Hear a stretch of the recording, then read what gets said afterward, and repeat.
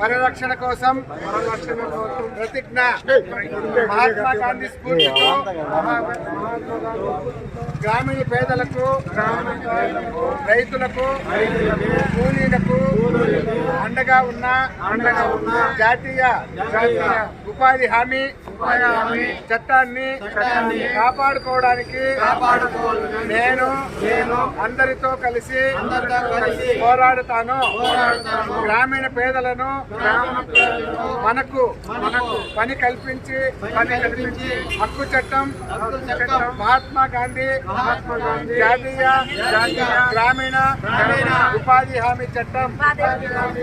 ఈ చట్టం వ్యవసాయ కూలీలకు ఉపాధి కల్పించింది. గ్రామీణ అభివృద్ధికి తోడ్పడింది.